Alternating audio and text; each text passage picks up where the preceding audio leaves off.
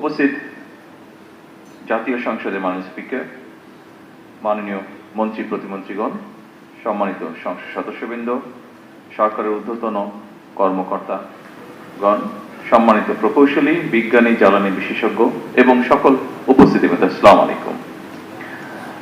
আজকের এই ঐতিহাসিক মুহূর্তে আপনাদের সকলকেই জানাই আন্তরিক শুভেচ্ছা এবং অভিনন্দন।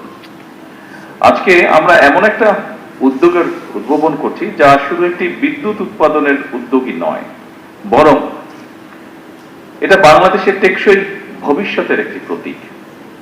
জাতীয় সংসদ ভবনে 1 মেগাওয়াট রুফটপ সৌর বিদ্যুৎ ব্যবস্থার উদ্বোধনের মাধ্যমে আমার মনে হয় একটা বার্তা বোধহয় আমরা স্পষ্টভাবে দিতে পারবো। সেটি হচ্ছে বাংলাদেশ পরিচ্ছন্ন জ্বালানি, সবুজ অর্থনীতি এবং আত্মনির্ভরশীল শক্তি ব্যবস্থার পথে ধীরে ধীরে দৃঢ়ভাবে এগিয়ে যাচ্ছে।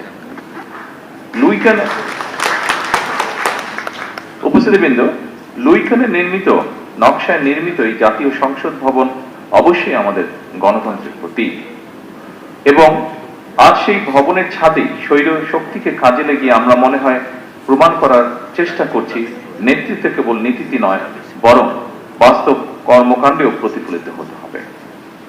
উপস্থিতিবৃন্দ, বাংলাদেশ আর জ্বালানি খাতে স্বনির্ভরতা অর্জন করতে চেষ্টা করছে।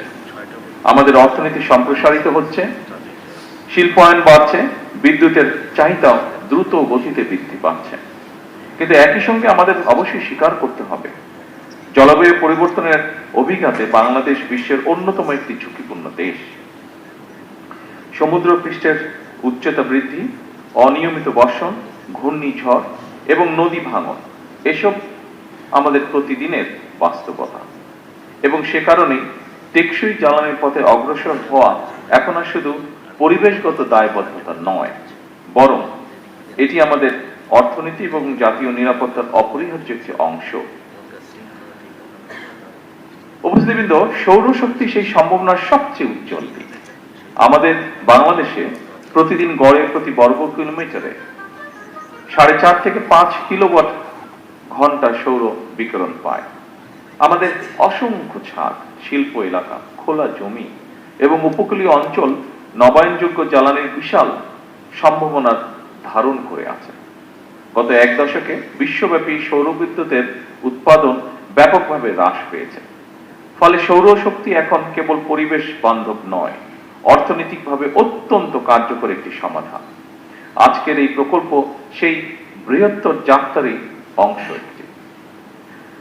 সম্মানিত সকল উপস্থিতিবৃন্দ, আমি দৃঢ়ভাবে বিশ্বাস করি জাতীয় সংসদ ভবনের এই উদ্যোগ দেশের সকল সরকারি এবং বেসরকারি প্রতিষ্ঠানকে অনুপ্রাণিত করবে।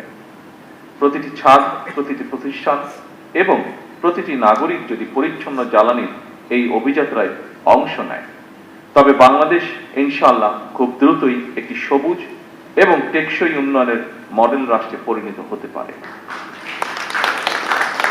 পরিশেষে এই প্রকল্প বাস্তবায়নের সঙ্গে সংশ্লিষ্ট সকলকে জানাই আন্তরিক অভিনন্দন এবং ধন্যবাদ। আসুন আমরা সকলে মিলে একটি পরিচ্ছন্ন, নিরাপদ এবং টেকসই বাংলাদেশের জন্য কাজ করি। আল্লাহ হাফেজ। বাংলাদেশ জিন্দাবাদ।